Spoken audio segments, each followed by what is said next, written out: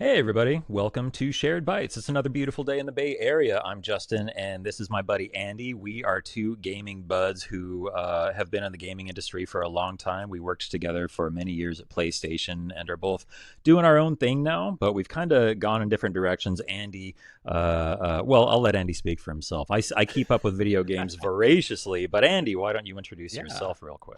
Yeah, I mean, I've kind of taken a break from gaming for the last year or so. Just like not like complete break. I still play games, but like it's not like the first thing I do every day is play games all day and like keep up with every single gaming news. I've been taking time to travel, like do a lot of experiences, like concerts, like hiking, food eating. I don't know, name your going to lectures, literally name your thing. So I've kind of had some level up my experience outside the world, touching grass. And so yeah, And I that's mean, kind of what this show is about, right? Is leveling up our shared experiences, is yeah. helping each other discover things we may have missed in realms that we don't always have time to explore. I'll talk a lot about video games. Andy, I would love to hear about some of the worldly things that you do, some of the, maybe movies you Down the street, watch, yeah. albums you listen into. Yeah. Heck, we were playing Magic the Gathering a while ago. I wouldn't have played Magic the Gathering if you hadn't invited me I to come mean, test drive one of the decks that you it's built. fun stuff. Yeah, we've been having some fun. So yeah, that's kind of the crux of the show is helping each other discover new things and helping you, our listeners, hopefully discover some new things too. Yeah, Um, even if you're so not a big gamer, like this is like my entry point, or this is my kind of re-entry point in the gaming. Like I appreciate that I have Justin here, who's really knowledgeable about games as they are like today, and so I'd love to hear just like kind of the goings on and kind of diving more in depth into stuff. Because both of us have a lot of experience with the gaming industry and video games in general. Both of us have been playing since we've been kids, so I think just seeing kind of news and new games from a new like a perspective, a different perspective is going to be yeah. fun. Yeah, for So sure. And the so we're gonna talk later in the show. We're gonna talk about the big state of play presentation that PlayStation I have not hosted seen that yet. uh, just a few days ago. Oh, it's a fun one. You should go back and watch the whole thing if you get a minute. But we've got some of the main talking points. Obviously, they showed off Wolverine, which was huge. Very violent trailer for the new Wolverine game that Insomniac is making. We'll talk more about that a bit later. But for now, before we get too ahead of ourselves, I figure we could talk a little bit about what both of us have been up to. Andy, how are you? I'm good. I am still riding on a high of going to the Portola Music Festival last week. Oh. Shit, was that last week? 2 weeks ago? It was 2 week a week a week before Saturday. About 8 days ago, I'd say. So Um, music festival, just like a bunch of bands playing music all day? yeah, are you yeah, it sounds like you're not familiar with this festival. I can give you a quick rundown Not if you this want. one, no. Cool. Yeah, tell me about it. Yeah, so Portola it's like it's a pretty new one. It's only like 3 to 4 years old, I'd say. And it's electronic music focused, which is Mm. most of the artists are kind of in the electronic realm. And I have been really into electronic music lately, and I think they do a really good job curating the artists for this. And it's by the promoter for this festival is Golden Voice. Golden Voice Mm. also promotes Coachella, which is the biggest and best festival in the world. I think that's pretty much Like objectively the best? it's You objectively said the it's the best. biggest and the best. Is that like an agreed upon Yes. consensus, or are you saying that? It's agreed upon. I think yeah, there are many industry. I've listened to many industry experts and podcasts and just people. It's like the trendsetter for the season basically. Since it's one of the first ones in the year. It's around April, Uh, and it's and they get like that's like the biggest honor is the headline Coachella. I think it's kind of like headline being in the Super Bowl of the music yeah, festivals, right. and so that's kind of usually that's like the barometer. Um, Which day do you think is most coveted to headline? Day one, two, or three? That's a good question. I think any of the days would be fine. I think they usually put the headliners based off of where they would kind of fit the vibe the most. Because I think usually on Yeah. Saturdays we'll have like a kind of a big party headline, maybe like something that's like Oh, happening okay. Saturday So night. if you choose to go I any one of the days, you have kind of you can choose like based on your vibe whether you're going to go to day well, one, day well, you two, or day can't. Well, I three. guess yeah, you could do that. But I think nowadays you can only buy 3 day passes for Coachella, so you can't only buy 1 day passes. So you could, I Oh, mean, you could buy 3 day oh, passes and just go to 1 day. That's not thing. Like oh. Okay, we're talking a lot about Coachella. Sorry, I'm going on a tangent here. I want to learn all about music yeah, festivals, well, but tell me I mean more that's about Portola. talking about Coachella. What were some? Coachella is like an interesting one to go. But yeah, I'll True. bring back to Yeah. Portola. They have really good guy. The guy who makes it, the guy who curates the artist. works for Golden Voice, and it's really interesting how he does it. He has like multiple spreadsheets. There's an article in Billboard the other day that I'll share to you. Like you can put in the show notes too if you want. Where there's kind of like a mad scientist approach, where he has like different spreadsheets of different like artists that are all levels of their career, so you can pick, he can sort by that. He has artists that work well at sunset, which is I think a cool thing that I kind of realized That's that cool. I will see anybody they put at sunset outdoors, like just because it's gonna be a good artist, A, but B also it's like just the vibes They are consider immaculate for lack that. of a better word. Yeah, You're yeah. It's like if bad example, but if they had Daft Punk, they probably wouldn't have them play at noon, right? No, they don't probably know, but I mean, they probably yeah, Daft Punk at sunset would be nice, but I think they yeah, but they also he also has artists. That's not like a broad daylight. I feel like No, no, something absolutely not. like that you would want to see at night, Yeah, like if they were doing the Big Pyramid or something yeah, it's like either that. sunset or It at definitely night, I'd makes sense say. for certain artists to be better at certain times. Yeah, but it's really interesting to see that when they're promoting or when they're building these when they're booking these things that they're thinking about all aspects of it, right? Like where they are, what stage they're at, what time of day is it, what's like kind of the vibe like people are going to be getting, which I think is something that people don't think about when you're going, obviously, because you're going to have a good time. But if you like kind of sit down and think about it, it's like yeah, it's really cool that there's people that they put a lot of thought into this. That's why it's so good. But yeah, so that's really interesting. But I this year's the sunsets that I loved the most was well, and this was Christina Aguilera, which I think is a Oh, I something saw you you post may not some have. videos of that Yes, on Instagram. Yeah, that's they crazy. I was like, wait, like that, Christina, really? Like, yeah and then they yeah, sure. I think you posted a video of Genie in the bottle. Like, wow, it oh, really is yeah, that her. was a great mix of Genie in the Bottle. They I think recently for Portola, like they've tried to book one like kind of classic pop star. Like I think last year's Nelly Furtado. They Oh kind of wow. just they kind of for the festival, which is interesting. But they do a great job of getting artists that are both in like like legends. So one of the couple big artists I saw this year were the Prodigy and Oh my Underworld goodness. and Yeah. the Chemical Brothers. These are kind of like '90s electronic legends who pioneered the space. And I'm blowing your mind because yeah, I grew up listening to these artists too. You probably did too. I grew up listening to them, playing Wipeout XL. Like I think that's maybe some of us may have gotten the same experience. But then they have a lot of up and coming artists that are going to be big like in the next year or so. They're really good at predicting who like is going to be, really popular. Dom Dolla is a Well, and headliner, but the he's kind of fact that young. they're playing there probably helps them become popular too. Again, yeah. But I mean, a few years ago, the first Portola I saw Fred again. He was like they didn't realize how popular it would be, so they booked him on the smaller stage earlier in the day, like around 4 or 5 p.m. And then he ended up being the biggest draw of the day. And there were people like the police had to barricade the stage because it was indoors, and people were like rushing the barricades because they wanted to see him because they Like Sting and Stuart Copeland were barricading the. Sorry, you said the police, and I made a music joke. yeah, no, Sorry, not that police, the not actual those police. SFPD or whatever. But yeah, but I mean, they booked Fred again. Like he's a really big DJ now. But back then he was like, in April he was not that he wasn't that well known. But then he had his Coachella set, and everyone went gaga over that set. And now Awesome. he would have been a headliner, but they misbooked him. But the point is that they do a good job of picking artists that are kind of like kind of explode in popularity. I think that year is the trio that went in a row was it was Pink Pantheress, Fred again, and then Charlie XCX, all in a row, all on a small stage. All three of those artists now would headline Coachella or at the second Man. level. I think next year Pink Pantheress is on like the first line.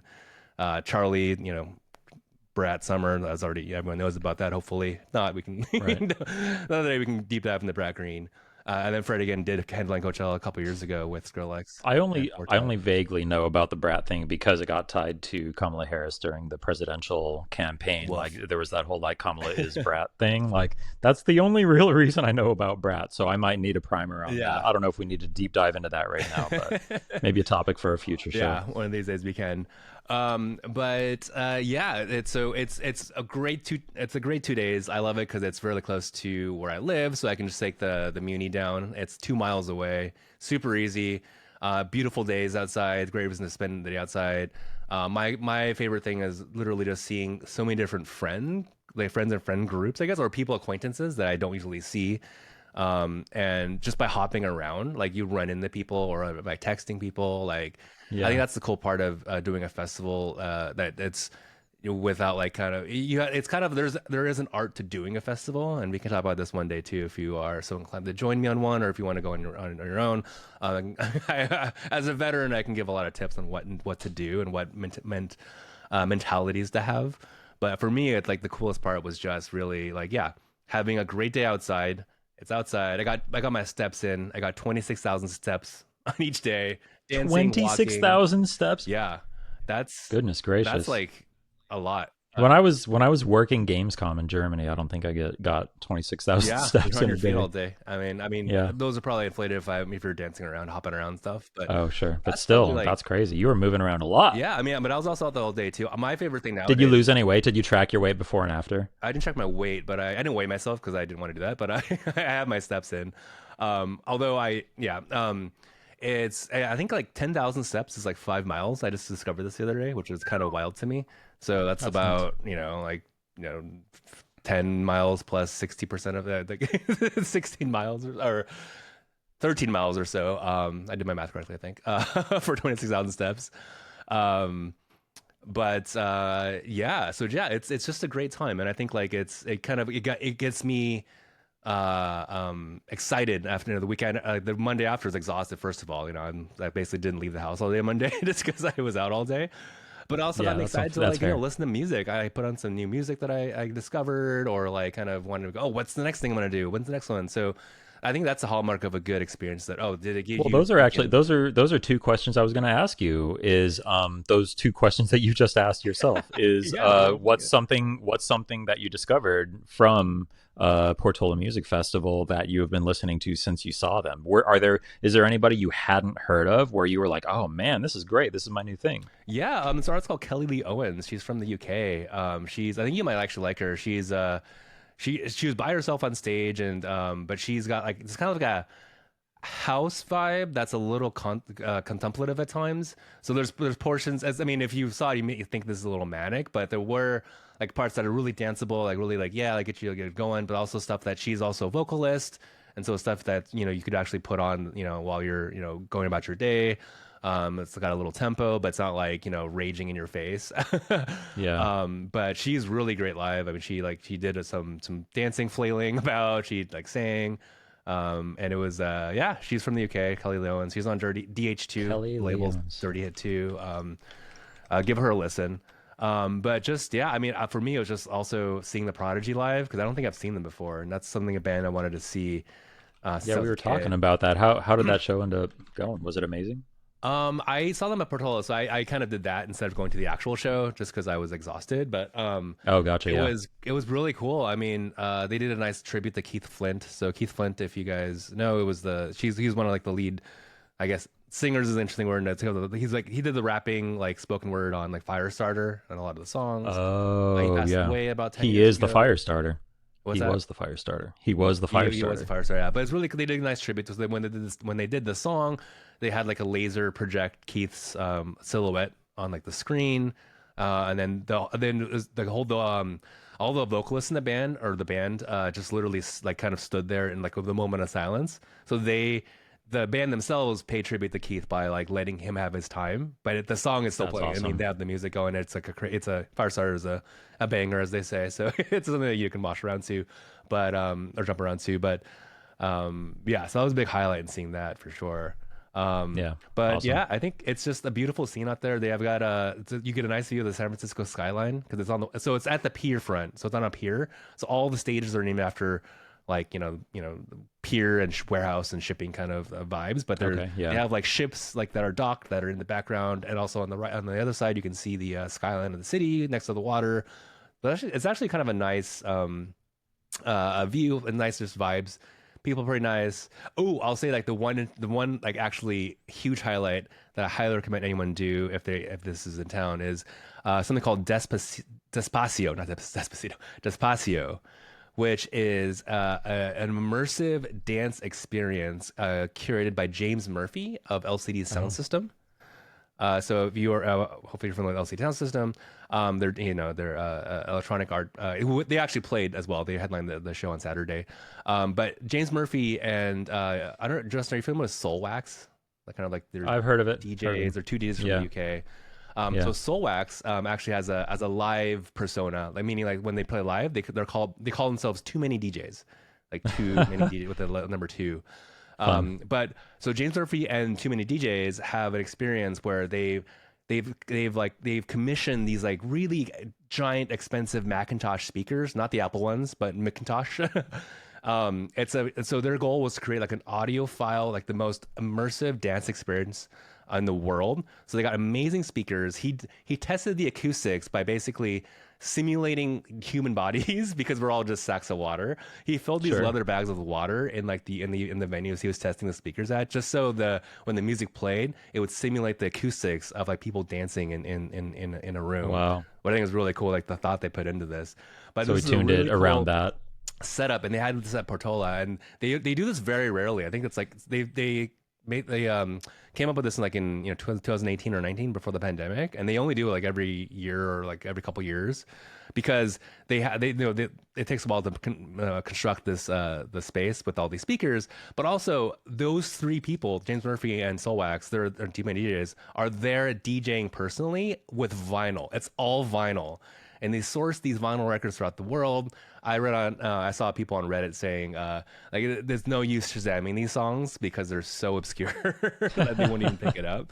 But they're really good. They're really good. I mean, it was almost like a trance when I was in a trance when I entered the tent because it's all about the music. It's pitch dark in there.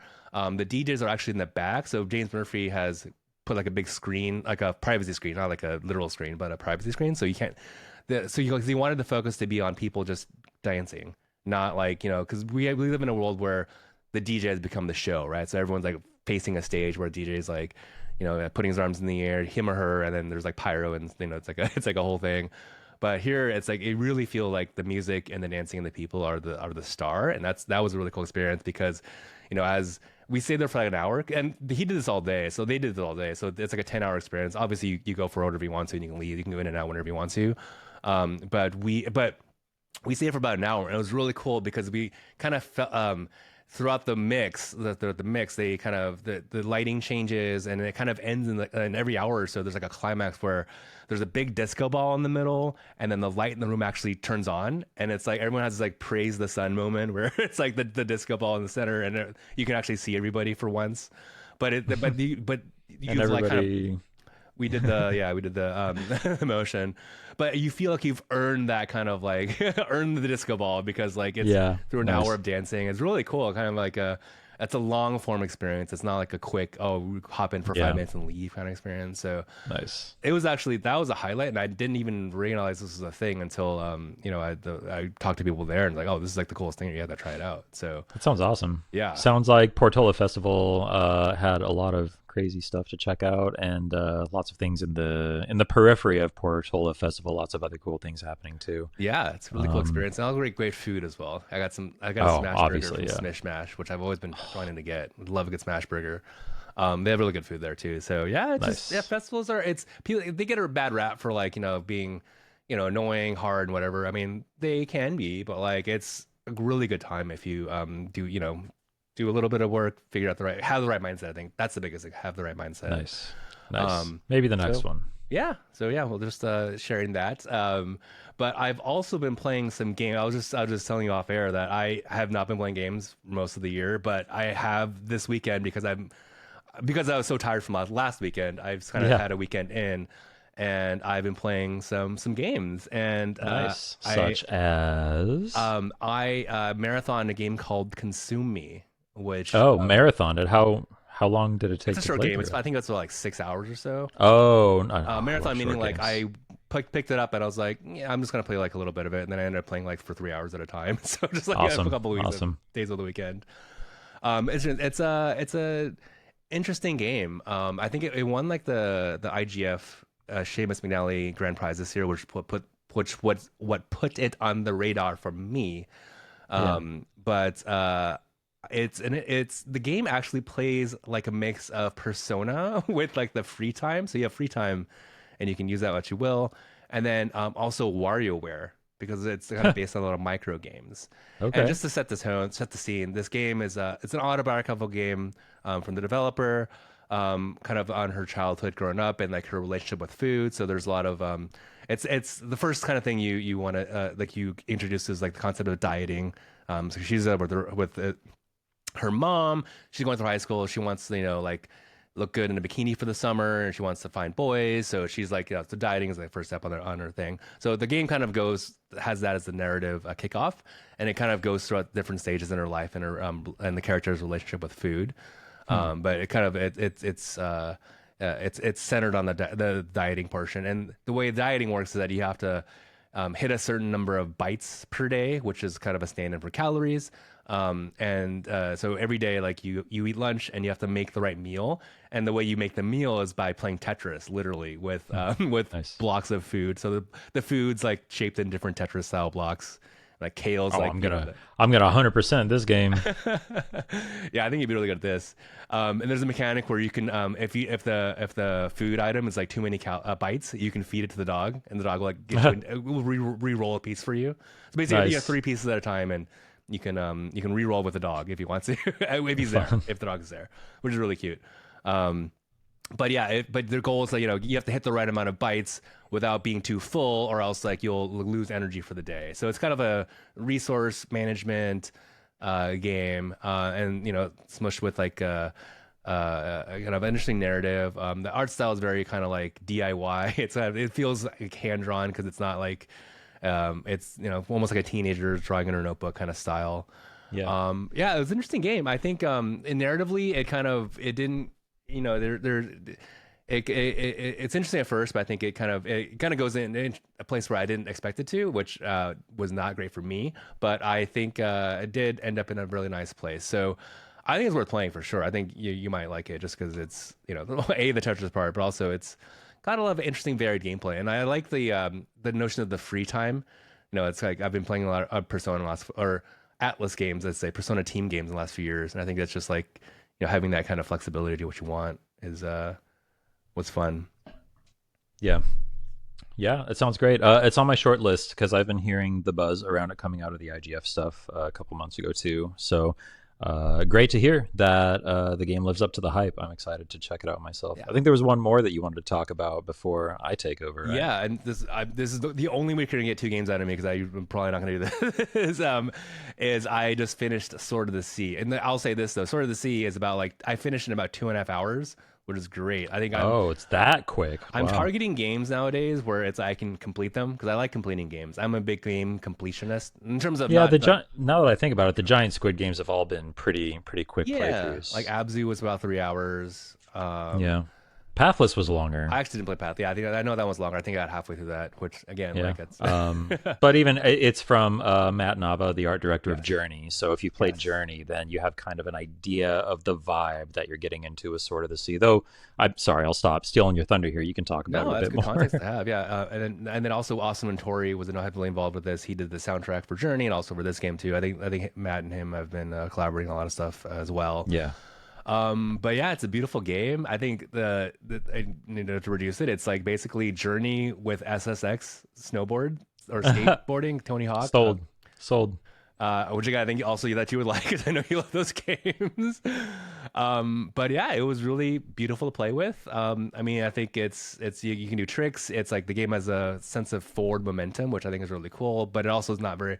It's not as linear as the other games are because there are elements of open world where you can like kind of do different objectives in different timing, and you can there's also side areas and hidden items to explore and find. And so there's a lot of Cool. stuff you can take your time with, but I'm a mainliner kind of mentality, so I kind of just went to my objectives and and did my way through. So yeah, it's a great So experience. I highly recommend. It's beautiful, beautiful art, beautiful animation, beautiful music. The one thing I kind of didn't hit as hard for me was more like the narrative and the emotional aspects of the story, which given that the game is wordless, if you play Journey Abs, you sure. probably can expect that. But it's there is some lore that's given through kind of these tablets that are scattered throughout the worlds, and you can read them. So they're like text. Uh, It kind of gives you backstory on kind of what happened or what's I see. there.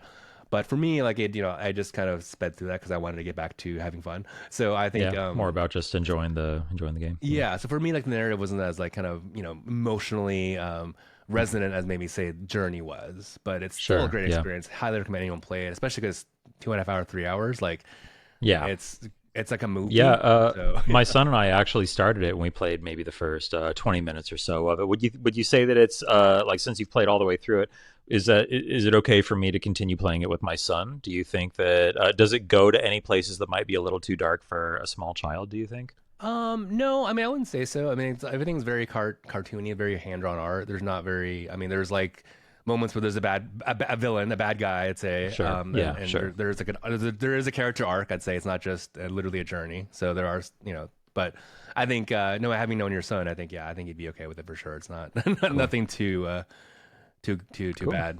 Well, yeah, that's in our rotation right now. It's something that every once in a while he wants to boot up Sword of the Sea and just surf around on the sand for a while. Yeah, And yeah, it's been great it's a watching good him time. just kind of have fun in there. Yeah. But yeah, what I know you've been playing a lot of games too, Justin. What have you been up to? Yeah, so since this is our first episode, I'll give kind of a broad, like, kind of where my gaming situation is right now. But um, I actually just I have a friend who hooked me up with a code for Lego Party, which just came out today. What's that? Actually, as we're recording this, it's a new like Mario Party style game, but Mm. Lego.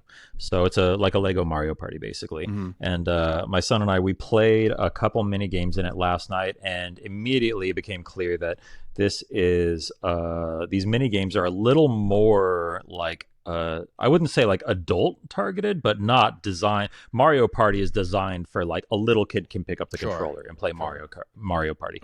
Not so much with this one. Hmm. It has some slightly more involved mechanics, not to the point where I would say that it's like difficult for someone who plays games, but even I was like, there was a physics based thing that was kind of wily, and I was having a hard time beating the easy CPU on it. So it's not like Mario Party style, like the whole family jumps in. And there was like a side category that said like kid friendly games. So Okay. I haven't dove into see if maybe I can go do that, and me and my kid can play that those mini games. But yeah, it's still early times. We've only played maybe an hour of Lego Party so far because it just came out. But so far the mini games are pretty fun. It's inventive. It feels a lot different than Mario Party, even though it's kind of doing a similar thing. But yeah, I'll have more to say about that after we get some more time in with it. Sure. Have you played But with two people, or is that like four? Or like, it's multiplayer. Yeah, it's I think it's up to 4 players. have you tried four people yet, But or not yet? I haven't. I only me and my son played a little Okay. bit last night. I haven't played enough to give too much of a report on it, but I wanted to just give the early impressions that it feels fun, if not as simple as like a Mario Party. Um, I also recently finished Hollow Knight, not Silk Song, but the original Hollow Knight, Ah, because I have I not done missed that it when yet. it first came out. It came out and I started playing it for one reason or another. I bounced off of it and I didn't get more than maybe 1 or 2 hours into it. But Silk Song hype got to me a Mm. month or so ago when that was coming out, and I said, okay, well, time to go back, and I can't play Silk Song without playing Hollow Knight I did first. ask my Like, I son got that to, too. Yeah. it's and I actually asked around a little bit about, what do you think? Should I play Hollow Knight first? And actually, shouts out to my buddy Billy, who told me what I needed to hear. I forget what it was, but he gave me an actual like thoughtful response to that question when I asked, because he had just finished Hollow Knight, and I said, okay, so what do you think? Should I play Hollow Knight first, or should I just skip straight to Silksong?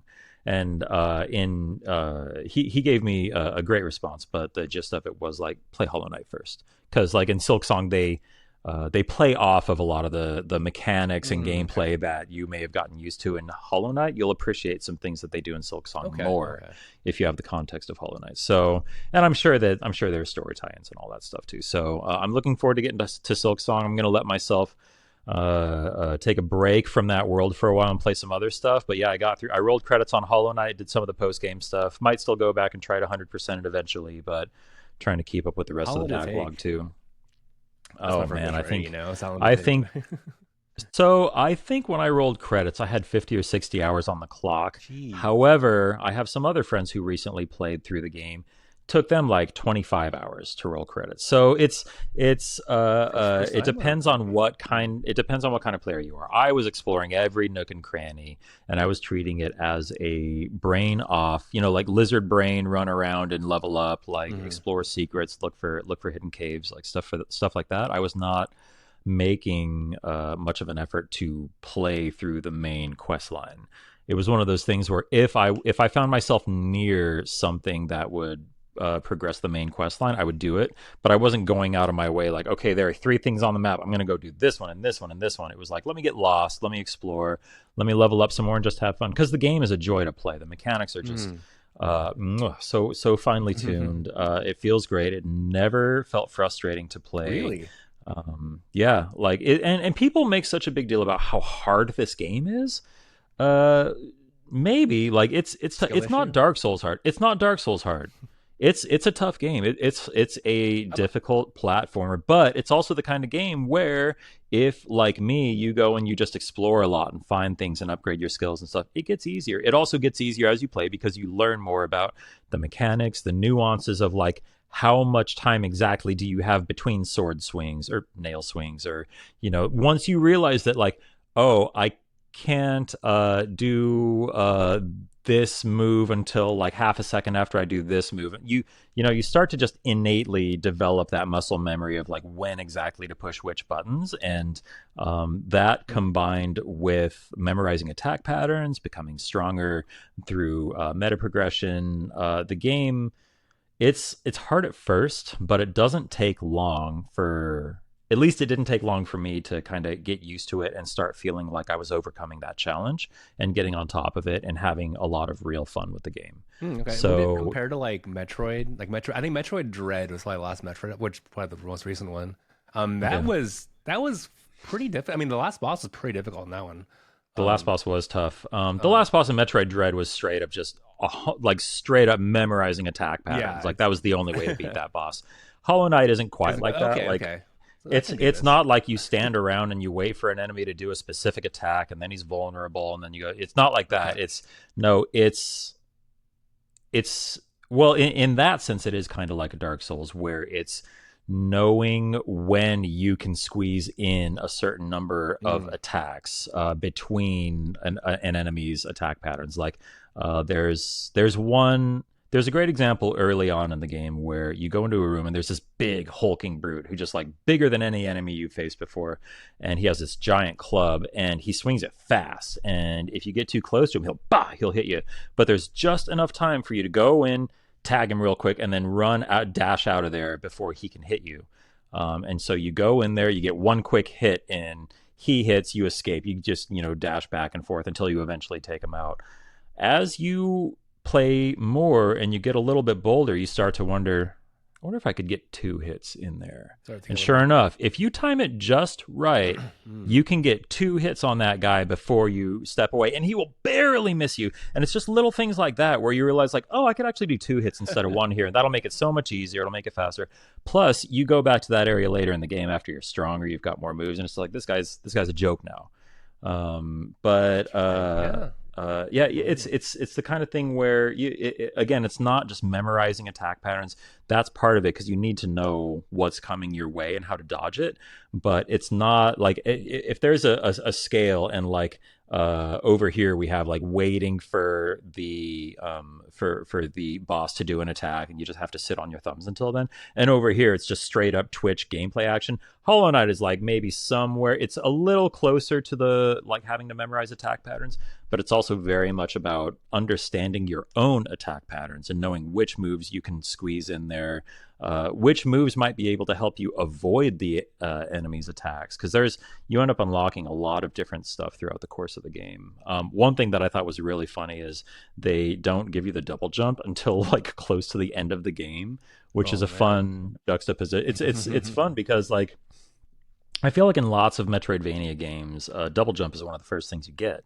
But in this one, you don't get it until later in the game, and even then, that manages to open up so many new avenues that like every area just has new places you can get to once you get that double jump. It's so much fun. Like even couple dozen hours into the game, you can still just go find a ton of new stuff once you get that. So that's fun. Um, Yeah, we've been spoiling the double Sorry, jump. every Mm. time I open my AirPods case, my computer like tries to connect to them and it like hitches a little bit. So sorry if that's coming Mm. through in the video. I'm gonna stop fiddling with that. Um, so yeah, that's Hollow Knight. I don't want to spend the whole time talking about Hollow Knight, but just Cool. incredible. I have I to at get some it. point. I understand the hype. Like it lives up to it. Mm. It definitely is a masterpiece of a game. Wow. Even it came out what, 7 years ago, 8 years ago, something like Seven, that. yeah, Long 2018, I want time to ago. say. Yeah. Yeah, a long time ago. But it still just is just so Yeah, I remember fun to play, so reviews were mixed engaging. at the time. Not like so bad, but just more like kind of on the eight out of 10 scale, which is like, in the game I industry is, you know, it's not a nine, but I it's think it's I think the difficulty conversation contributed a lot to that, and I think now people know going into the game that it's a difficult game. And I knew going into it, like, okay, it's a tough game, like I got to make sure I'm in that mindset. But then like going into it, I was surprised by, like, I didn't die for the first like 3 or 4 hours I played the game. Like I got really far into the game before I died a single time. But Mm. then, a bit later, I was holding on to 1,000 geo, and I got a little cocky, and I died, and I lost it all. So, it does. You still have to keep your wits about you. Every enemy just demands respect. They will wreck you if you're not paying attention, but it's not as punishing as a Dark Souls or an Elden Ring. So if you're on the fence about Hollow Knight because of the difficulty, I would urge you to give it another shot and spend a little time with it and see if you get over that hurdle. All Because I right. got over For it sure. pretty quick, and Okay. I just ended up loving the game. Okay. Um, Yeah, I gotta get back to that one. I also yeah, haven't finished it, so I'm yeah. emboldened. My son and I are playing lots of Donkey Kong Bonanza still. Just Also in my another backlog. another game of the year contender. It's Nintendo casually redefining the 3D platformer again, like just because they feel like it. So What makes it redefining it? What's the there's a lot. So it's made by the team that made Super Mario Odyssey. Love the Um, Odyssey? so yeah, so it has a lot of that DNA. As you're playing it, you'll be like, okay, I can already like kind of the way the art style fits together and the way the characters feel. It doesn't feel like Mario, but it has that kinetic feeling to it, that Mm, responsive feeling mm. that like when you push the button, it feels like you're actually making Donkey Kong punch. There's a certain responsiveness that Mario games have that is hard to Yeah, replicate. that And feel. even though Donkey Kong doesn't control the same way as Mario, it kind of I can tell based on the gameplay that it's that same team. It has that same kind of like hook, that same satisfaction to the game feel. Like I hate the term game feel, like it, Like mouthfeel. like mouth feel with wine. But yeah, the game feel, as it were, is spot on for Donkey Kong Bonanza. Just a joy to play. Another total, if you want it to be, it can be a total lizard brain game where you just shut down, go smash stuff for an hour. And the great thing about Donkey Kong Bonanza is that you can totally there is purpose to just smashing things. There is, okay. Because yeah, so if you've seen the trailer, you probably saw that you can tunnel through the terrain and you can Yes, terraform, and yes. the whole world you can just tunnel through. You can destroy all of the land. Um, Is it Minecraft? Obviously there are certain structural foundations that you can't destroy, that the worlds are kind of built on top of, but yeah, you can pretty much tunnel through or destroy most of the level in every level, and it's insane. And as you do, you will find gold and treasure chests and maps to bananas and maps to fossils and fossils themselves, rare fossils, and balloons that rescue you from falling into pits. Just because in the Donkey Kong Country games, you get a red balloon and it's an extra life. Right, The right, right. extra lives work a little bit differently here because you don't have like 3 lives and then it's game over. There are no lives. When you die, you lose 500 gold. That's all it is. So the balloon in this game, what it does is if you fall into a pit or if you fall off the edge of the level, the balloon will rescue you and pull you back up, and Ah, cute. Mm. you won't lose any hearts from falling. So that's a fun way for them to take something from the old game. The Donkey Kong Bonanza, another thing that it does really well is honoring the old games while still being something completely new.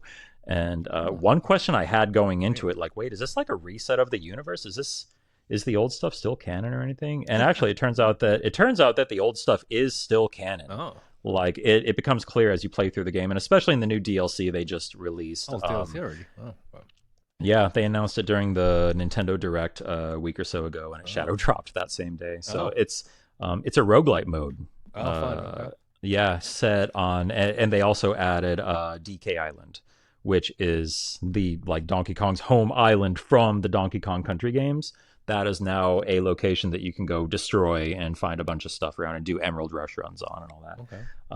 So, but then like Diddy Kong is there, and Squawks the Parrot is there, and Dixie Kong is there, and like, and you run into them throughout the game too, and you'll find Cranky Kong hanging out with Rambi and stuff. So like, Oh. yeah, that stuff is all still canon. That stuff all still happened, and like in the DLC, I think there's like Diddy Kong says something about like, yeah, we got lots of good memories here, huh, buddy, or something like that. So they allude to like things happen. Those games did happen. So I think it's great that they're honoring that, and they're not just like throwing away everything that Rare built over all those years. Because obviously this is no longer, these are the characters that Rare kind of popularized, really. But I also think it's interesting that they redesigned Donkey Kong, but like nobody else. What did Diddy they Kong redesign looks about him? What? Oh, just I mean, just the character model looks completely different. He looks much more cartoony. Okay. His fur is much more like fluffier and kind of feathered. Like, Okay. whereas the old DK, he had kind of like the little hair curl, and it looked like it was all kind of slicked back, like he had gel in his hair. Right? He didn't look really furry or fuzzy. This DK, like his fur is really shaggy. He's kind of like I guess like squatter, and kind of has a more gorilla like mannerisms to him. Where I don't know, the old design I feel like feels kind of dated. Doesn't really fit with the other Nintendo mascots now. Kind of DK kind of sticks out like a sore thumb to me, like the old DK model. I think the new one fits in a lot more with the Nintendo character designs as they stand today. And they, gave the Mario characters some minor redesigns in Mario Kart World too. So like Nintendo is not shy about changing things in small ways, and in the case of Donkey Kong in big ways. Like Probably to make I feel like transition easier for their film, the burgeoning Nintendo film cinematic universe that the Nintendo the film stuff. And there's a YouTube series I watch called Delayed Input by this guy named Kyle Bosman, and he's fantastic. Highly recommend that series. But he's really insightful and also really funny about the video game industry. But he was making the argument a while ago that like basically this is Donkey Kong's time to shine. Like Nintendo is making a push for Donkey Kong to be a thing right now, and there are all these things lining up. So there's the Donkey Kong Bonanza game. First, they announced his redesign when they announced Mario Kart World, and they're like, oh, there's a notice that Donkey Kong looks a little bit different. And this is his new design. And then he looked a little, or no, it was in the movie. They said, notice that Donkey Kong has a slightly new design now when they revealed the Mario movie, when he was voiced by Seth Rogen and all that fun stuff. Right. Yeah. And then it turns out that design or something like it was in Mario Kart World when that trailer came out. People were like, oh, it's a new Donkey Kong design. They're changing him in the game too. Interesting. And then they announced Donkey Kong Bonanza, and it's that new character model. So it's Nintendo really owning it. And then they have the theme park expansion opening up in Japan with Donkey Kong Country attached to Super Mario. They have is it called Super Mario World or Nintendo Land? Or I think it's called Super Nintendo Land or something like that. Yeah. Whatever it's called. There's a Mario Kart ride there. So they have that and the Donkey Kong. Sorry, I just got a notification on my watch through my train of thought. I got to go into do not disturb for these things. But yeah, they're making a big deal about Donkey Kong right now. And another thing that I'll mention Kyle Bosman again. One thing he noticed was when they announced the new Super Mario Galaxy movie. Did you hear about this, by the way? They announced a sequel to the Super Mario Brothers. Yeah, I saw movie. there's a sequel coming out. Yeah, it's the Mario Galaxy movie, and they confirmed all the cast members. Everybody's there except Seth Rogen. They didn't mention Seth Rogen. So Kyle Bosman was saying like, oh, I wonder if that means we'll then see a spin-off like Donkey Kong movie later. Maybe that spins off and becomes its own thing. So I don't know. Who knows? Right. Who knows? We'll see. But yeah, Donkey Kong Bonanza, getting back to the point, Donkey Kong Bonanza is incredible. And it's got a really fun co-op mode that my son and I have been just loving, where one player plays as DK running around, and the other person, you know how the Switch 2 has the mouse mode with the controller where you can move it around like a mouse. You do that, and the other person is playing as Pauline, the little child version of Pauline sitting on DK's shoulders.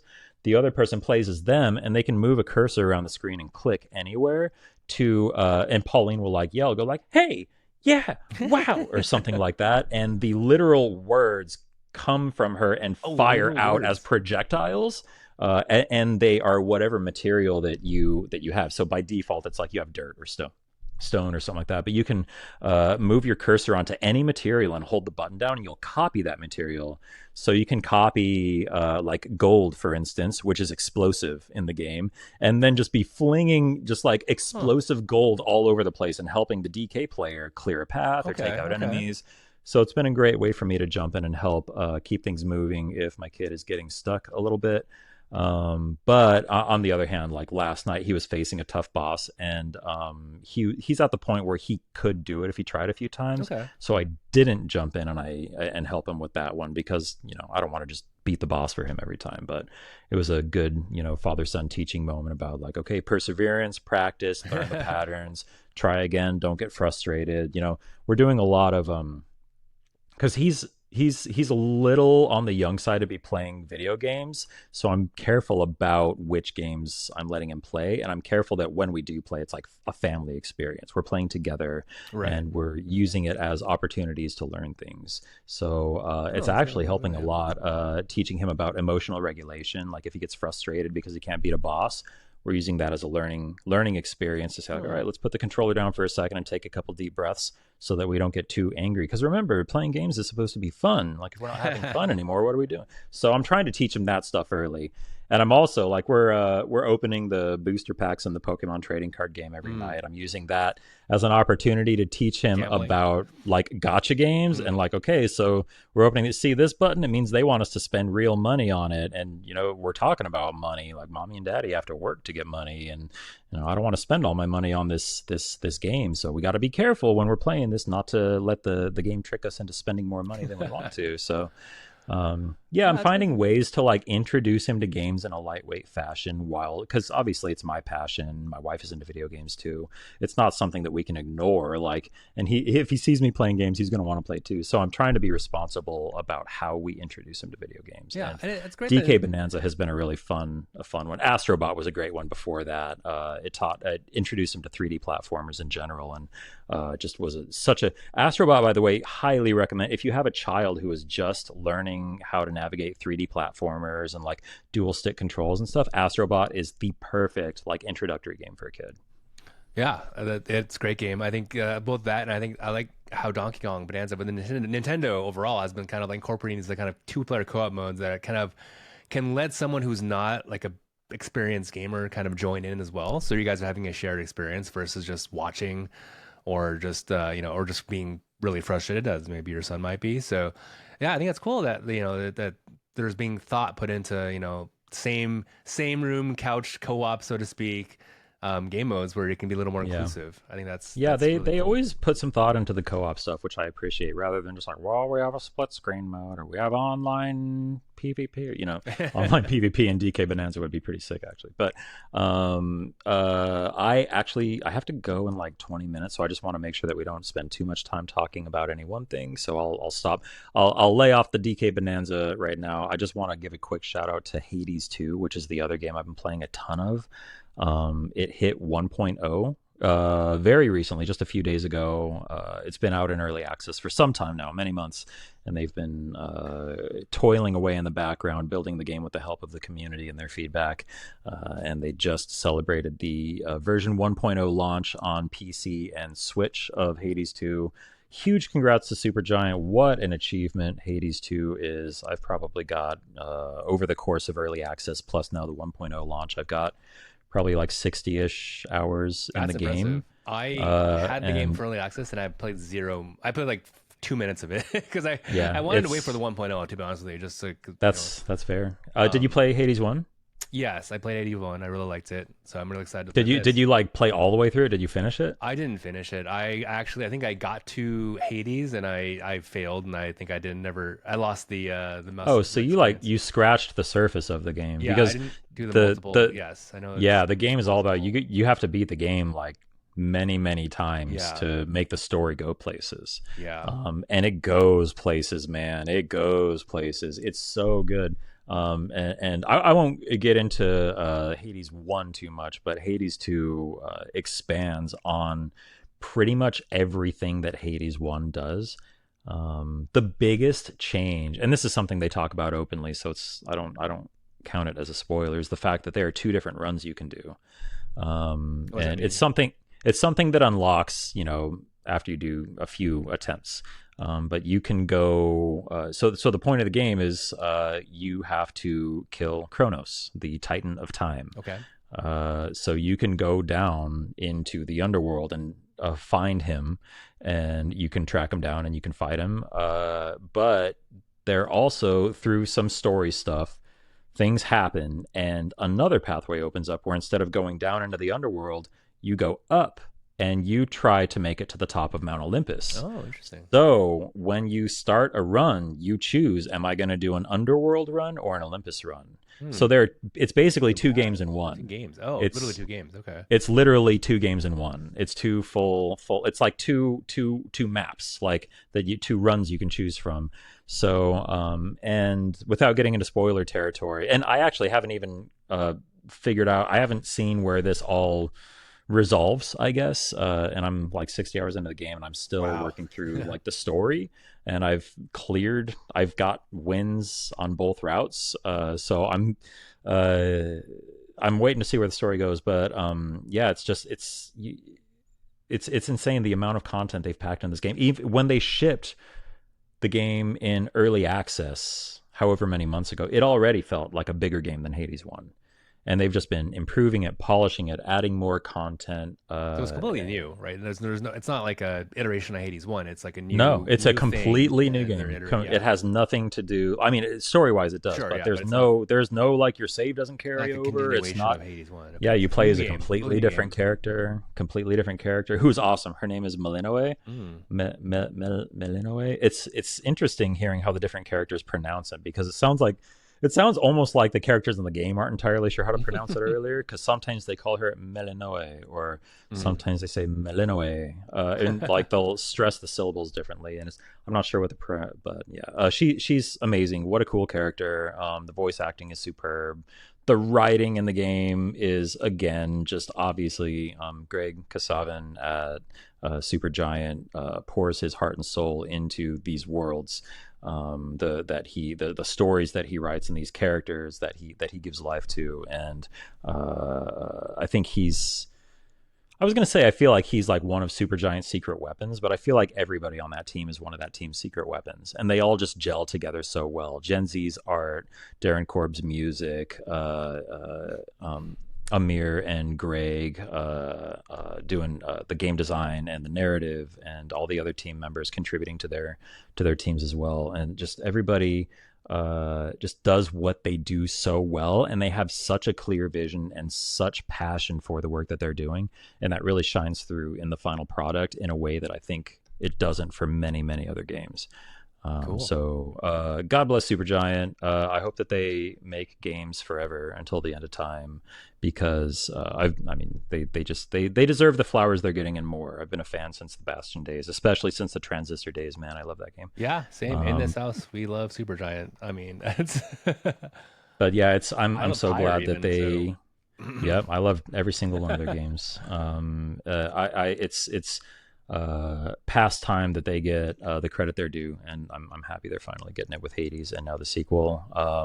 Yeah, cool. It's out. It sounds like you're congrats playing a lot to of games. Supergiant. That's a lot of Ye- gaming. Yeah, I mean, this is all over a past. Since this is our first episode, We're I'm kinda catching up. catching up on. These are recent games. I'm actively playing pretty much just Hades 2 right now. And then, when my son is home, we'll play some DK Bonanza. Sure, okay, But, yeah. I'm pretty much just playing Hades right now. But I wanted to shout out Hollow Knight since I finished that recently, Yeah, and I it's wanted big to shout out culture, yeah. Lego Party since I just started that. But yeah.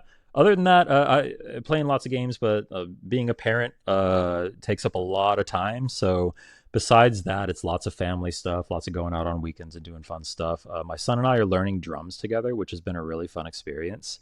So Interesting. I won't get into all that, but that's kind of the other big thing I've been doing outside of video games is practicing drums and Oh, you have one. watching drum You have a set videos. at home? Like you have like, or is it like a Yeah, baby set for Mile, or is it like more yeah. of a? So we have a practice pad on a stand that we use to practice rudiments and stuff, but we also have an electronic kit that we Mm. have built, but we haven't got it plugged. We don't have like an amp to plug it into. So like I have the audio interface here on my desk that I'm using for this right now. Maybe I can plug that into here and do it that way. So I haven't figured all that out yet, but we have the practice pad and we have the kit that we can sit at and we can practice hitting the different pads. They just don't make the right sounds right now.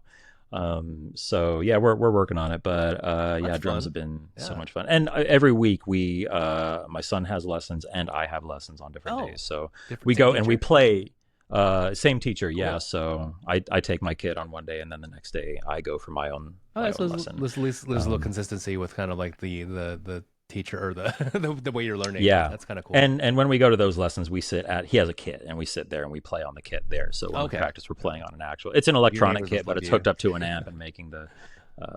Well, no, my neighbors don't care because we're not making a lot of noise right now. Oh yeah, for now, but Um, yeah, they will love you when you when you yeah, get yeah, a good set in there. they will love me. But yeah, Um, drums are great. Music is amazing. Maybe I'll end up on one of those Coachella stages. Maybe my son will end up on one of those Coachella stages one day. yeah, you can do one of those things where I mean Dave Grohl has had, from the Foo Fighters, has had like kids go out and play drums on a show for a set, or like Yeah, I know Billy Joe Armstrong from Green Day. Like this, he has guitar, or he gets someone from the audience to play the guitar and or bass on the really. up on Oh, that's stage. so cool. And yeah, some kids, or I guess grown people, have this is their moment. They're gonna they're gonna shine, so they get up there and they do that. So that'll be a fun, yeah, So a fun experience. so yeah, music is amazing, and I'm so excited that we're getting my kid involved at an early age, and that it's resonating with him because I think it's so important. That's great. Yeah, We have one more topic I want to make sure we get to and spend some time with yeah. before we split for the day. Let's make sure we spend a little time talking about this, but. The kind of main thing, I think the biggest thing that happened recently that we can talk A lot about of is stuff, but there's lots of stuff, but a really big one is State of Play. PlayStation hosted a State of Play presentation where they announced a bunch of new stuff, and I just wanted to call out a few of the cool highlights that were revealed there. yeah, Um, so because I haven't seen it yet, but like I probably don't have the time or want to watch the whole thing. So yeah, if there were like, let's say, two things that you were like, you must know these news, what would they the be? You biggest think? thing. So let me call out. Let me call out two things in a lightweight fashion, and then spend a little more time with two things. So one interesting thing is there was a trailer for Microsoft Flight Simulator 2024 coming to PlayStation 5 This is an uh, Xbox. in December 8th, 2025. There's just this screen that I screenshotted when it came up, and it says like it has the Microsoft Flight Simulator 2024 arriving December 2025. Like it's like 2024 2025. Yeah, we It's didn't just name. silly. Yeah, But mood went jokes aside, it funny. is incredibly significant and really cool that Flight Simulator is coming to PlayStation. It Yeah, joins. There was Forza Horizon 5, which I actually just bought on sale, that came out on PlayStation a while ago, and Helldivers came out on PC, and the Xbox players have been playing there with they had the Halo Reach cosmetics. So yeah. there's been a lot of I think reaching across the aisle a little bit going I on. think it's cool that everyone's getting, no matter what platform you have. I think games are good, and Yeah, if you can play the game on whatever platform you want to, I think that's great. So I think it's great that more yeah. I cross platform is happening. I'm watching this all That'll be happen, really and cool. it just feels like Microsoft kind of like doing the thing that Sega did in the early 2000s and just getting out of hardware, but they're doing it in a much more measured, deliberate, careful way. They're They're like raising prices on your Series X by $130. they're also yeah they're That's but the more. whole like this is an Xbox, this is an Xbox, this is an Xbox. They're turning Xbox is more of a brand and a service than it is a piece of hardware now, and it's clear that like maybe there'll be another Xbox, like maybe the next generation there's another Xbox, but I think the generation after that, I don't think there's going to be like a hardware Xbox anymore, unless it's like a streaming stick or something. Like I don't think Xbox is going to be like competing with PlayStation hardware. Maybe this future generation, just so they have like a token piece of hardware, so they can say like, oh, we're still making, we're not out of the hardware biz yet. Like it's Yeah, you got so they can your say that, ROG but like Ally and I stuff. feel like they are just very, very slowly kind of tiptoeing, like Homer backing into the bush. Like, okay, maybe we'll focus on all this stuff instead because like they pretty clearly are not selling as many consoles as PlayStation is. So they're clearly pivoting in some interesting ways, Well, and I'm Flight curious Simulator to is see where interesting that though ends up. because like I don't know if I want to be playing Flight Simulator on my TV. I guess it's cool as a big screen, but like I feel like you'd want like your like your throttle and your stick for that, right? Like, I mean, I Sure, guess but like having a I'm not controller a is PC decent. game. I play video games exclusively on my couch. I never play games at my Right, desk. yeah. But So like like for that's a Flight game that Simulator though, that's I Flight mean I Simulator. haven't played much in years, but like I that's a game fly. you should. I've never played Flight Simulator because I've never been able to play it on my couch.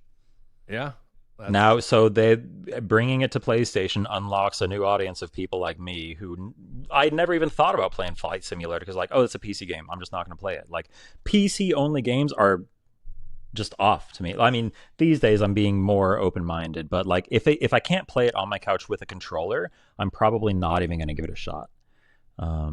that's fair. Bringing it But to I PlayStation opens it up to me actually maybe trying it out. Sure. So I we'll think see. it'd be worth trying as a novelty, but I'm just skeptical as to how good that experience is going to be without the setup. I think that game is all about the setup, and you're I'm really in sure it the is vastly the throttle and your improved by stick. that setup, the same way the Gran Turismo 7 is probably vastly improved by a full sled with the wheel with the haptics and the pedals and all that.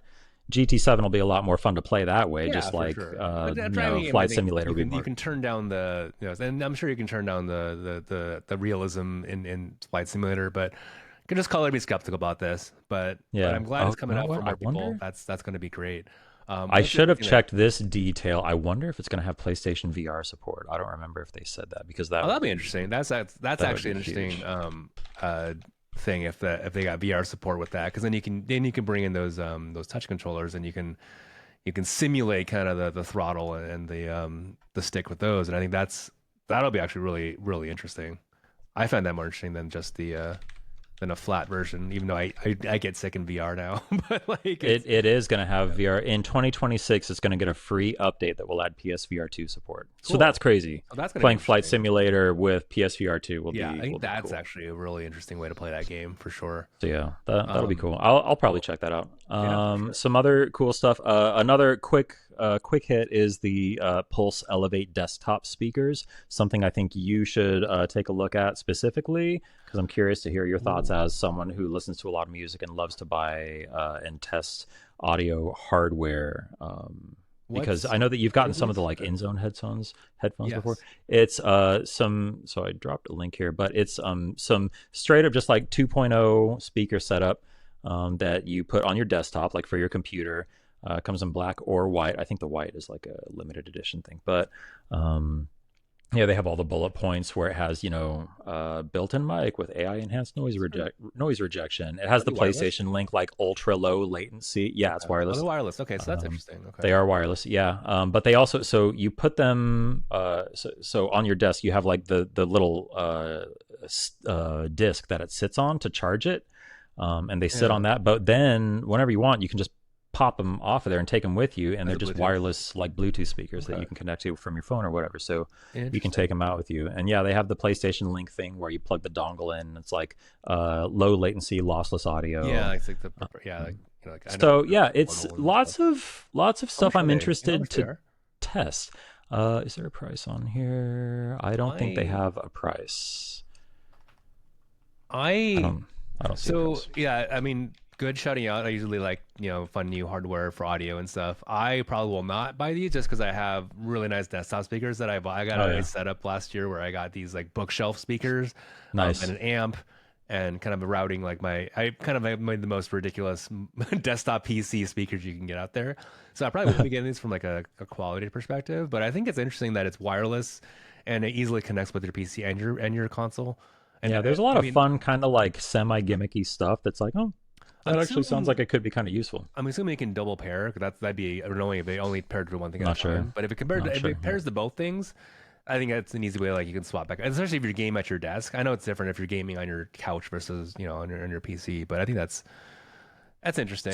Speaking of multi-pairing, shout out to the firmware update that they just issued for the PlayStation 5 and controllers, where you can pair your PlayStation controllers, your DualSense controllers, to multiple devices now. So you just hold the PlayStation button and any of the four face buttons, and you can pair to four different devices. And then Yeah, when you turn on the controller, you just hold that combination for a couple seconds, and it'll like activate that device. It's yeah, I so gotta get used to that. useful, It so sounds useful. useful, but It has I always forget that, and I think last time I tried to do it, I forgot the sequence of presses to do that, and I just gave up. overnight my DualSense Edge became my like the only controller I use, because I have a dedicated PC controller, because it was such a pain in the butt to repair, like disconnect and repair a Yeah, I controller just to leave my mine PC wired. or I my just leave mine PlayStation or wired in. whatever. Yeah, you could do that too. So I have the DualSense Edge that I paid a lot of money for, but now I can pair it to my PlayStation and my PC, which is great. So anyway, What's yeah, the other? the speaker's great. They opened up the state of play presentation with the new Housemarque game, Saros. Love Housemark, Returnal, Yeah. So amazing. this is the follow up to Returnal, which was a huge success for them. Critically acclaimed, commercially acclaimed. Everybody loved it. Saros looks similar to Returnal. I didn't play enough of Returnal where I think I can really call out the differences between Housemarque and Saros. Obviously, the setting looks completely different. It's a Yeah, different it's not space character, horror. different setting, but it doesn't look like space horror. But it's got a lot of that similar over the shoulder third person camera, like bullet hell stuff going on, the dashing like it looked in Returnal. Very much looks like a spiritual successor to Returnal. Um, Interesting. So so third person, yeah, right? Third person. Or are you talking about? third Okay. person, yeah. Twin stick And shooter it's got the roguelite or thing. Yep, yeah, roguelike? twin Okay. stick, behind the shoulder, third person. Yep. Okay. Interesting. So it's coming out on March 20th, which is it's coming up. We're at the point where we're Well, that's starting to look soon. at Q1, as they Q1 say, 2026. Yeah. or Uh, Q4 for Sony, but it's yeah, at the end of the sure. quarter. Yeah. They opened up the presentation with an in-depth look at gameplay of that game. So if you're interested, Cool. I I highly might check encourage that you out. to 'Cause go check that's that one out, of the because it, few studios and franchise, or not franchise, but one of the few studios I will literally play anything yeah, you put out because I it's so will fun. It is so fun. absolutely. I'll buy any game they make. Resogun, Nex Machina, like they did so many cool things. Um, anyway, moving on. The heavy hitter of State of Play. They closed out the show with our first official look at Marvel's Wolverine, which is coming out fall 2026. They confirmed. 20. We Okay, so got next year. Okay. Yeah, so that's going to be the big holiday game for PlayStation next year, it seems. Okay. How did it look? I'm gonna be honest. I'm kind of like over the Spider-Man, Arkham Knight kind of like gameplay. You should It's watch just this not interesting trailer. to me anymore. Like You I should watch this just trailer. okay. He's literally like shoving his claws through people's skulls, like blood splattering everywhere, like people getting ripped apart. Okay. So it's more It's about incredibly this. violent. They're going, and it's. I saw somebody say, someone made the comparison that this feels more like an Uncharted kind of experience than like an open world Spider-Man type thing. Okay. Okay. So I don't know if that's there's not a confirmation that like this is a linear mission based blah blah blah, but somebody was talking about it and saying like, yeah, it kind of looks like they're doing this. Okay, so it's Um, not clear as to what kind of gameplay it is. That you just described something that's like more violent, which is cool. It's like God of War, but if it plays the same as like your typical Insomniac, like or even Rocksteady kind of superhero experience, I'm not terribly excited about that. Just because it's like if this feels like it's been done yeah, we'll already. see. We'll see where it goes. The gameplay looked good. I mean, obviously the graphics are incredible. It looks out of this world. The character model, like if you look at the thumbnail of the YouTube video, it looks just like Hugh Jackman in the suit in Deadpool Wolverine when he gets the yellow suit. Okay. When he finally puts it Oh, on, it's like like the they found suit out for Hugh looks Jackman. Okay. just like it does in that. Okay. I'm just looking at this thumbnail. It's like, oh, it's like I'm watching Deadpool versus Okay. Wolverine again. Okay. I'll have to watch Um, the trailer. So, but it's okay. So do you know if it's like an Insomnia kind of their typical like gameplay It's where it's like a definitely, spider sense kind of feeling it's and you have to definitely like dodge? Insomniac. I would have to go back and like study the trailer more Okay, closely. so it's not like But immediately clear. Okay. yeah, I don't think. I mean, you're not swinging around New York City. It Yeah, doesn't look yeah, like but because obviously, so the Spider-Man games were all about like traversal. Because obviously, Spider-Man, he swings, he's everywhere, he's super fast. Wolverine is a different kind of character, so this trailer focused a lot on combat and just how violent and how raw and visceral it is. okay, And they spent a lot of time selling like we're going all out. It's an R-rated game, and okay, yeah. So All yeah, right. it's very different feel than Spider-Man was and Spider-Man 2. Okay, I'll watch Um, this trailer. Like I don't know. Years ago, I was excited when they announced this, but I feel like now, just after Marvel fatigue, I'm just like, ugh, unless they get something really interesting here, I'm like just not. I'm a little nonplussed. But yeah. Yeah. So I mean the game looks fantastic. There isn't a whole lot. I'm going back and I'm scrubbing through the trailer and there's not they don't show a lot of like just moment to moment running around okay, I wonder gameplay. if It's that's all intentional. clips. It's It all might be clips from intentional. big set pieces and Gotcha. stuff. Okay, And I so think this that's where maybe not somebody making made it. the Uncharted comparison where it's like, Okay. oh yeah, like big action set pieces. And Hmm. so yeah, I don't know. I don't know. We'll see where It's it goes. There's it's still interesting. Yeah. still I'm just questions to ask about Marvel's Wolverine, putting on my but they did marketing confirm cap. that we're going. They It's said that we're going to learn more about it in spring 2026. okay. So it's interesting when putting on my marketing cap that they're waiting to reveal what kind of game it actually is until until right And before, I not could right have before, at just least a I could have season just before it missed it launches. somewhere. I could have just missed it somewhere. But there was no moment where they like zoomed out and showed the world map or so Yeah. yeah, Interesting. All right. I could have just missed something, but I don't think they've gone into too much detail about what the game like the moment to moment gameplay actually looks Well, I like wonder why that aside from is, like but shredding dudes yeah, I wonder what that is. But into yeah, I'm just a ribbons little more cautious to now. So we'll shreds, you see. say. We'll, we'll But see yeah, next it year. Cool. looks technically unbelievable. And yeah, I'm excited to learn more in spring. Cool. All right. Well, Um, at least I have some homework. I think it sounds like I'm at least gonna check out the trailers for Saros and Wolverine just to scratch my curiosity for Wolverine. I'm actually excited about Saros. Sounds like you're excited for both, which I mean, fair. Those are two really big games for them. I think it'll be an interesting year. yep. But yeah, I think that might be a good point to wrap for this week. I think we Yeah. have, yeah, just to kind of whet the appetite a little bit. I think we played a lot of games, shared some experiences. Hopefully, we'll continue that moving forward. I think I'll probably play less games as in terms of a week to week basis, but Well, I think on our next episode, I think we'll probably we're aiming to do this probably bi-weekly, I'd say, right? yeah, I think that's a good. Yeah, I So think we'll start look doing for this another this week. episode of Shared Bites in a couple weeks. We'll probably be talking a bit about Ghost of Yote then, because that'll be out by then. At least I'll Yeah, be able to talk hopefully. about Ghost of Yote then. I'm excited. Yeah, I want to see if I can get some of that Sapporo, that branded Sapporo experience, Yeah, that for beer. We sure. should actually try that. I mean, maybe we can get a six pack and we We'll can get enjoy it that, and we'll together. get the Yoji Yeah, Shinkawa sake, and we'll just have a great night. yeah, Um, sounds so good. yeah, that's our first episode of Shared Bites. Andy, how do you feel like our first episode went? Great. I think we're in for a good ride. I think yeah, it's Yeah. interesting hearing about your games, your gaming experiences. Then it makes me want to play a little more. So hopefully, Yeah. We don't keep have going. like social handles set up or anything yet, but if you're friends with either me or Andy, feel free to reach out and tell us what you thought about the show.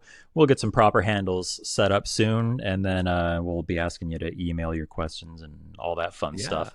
But for now, thank you for tuning into this inaugural episode of Shared Bites. We had a lot of fun kind of kicking the tires on this, and let us know if you have any thoughts on the format too, or specific things you think would be fun for us to talk about. For now, thank you so much for joining us, and yeah, we'll see you next time. cool. Thanks. See you next time.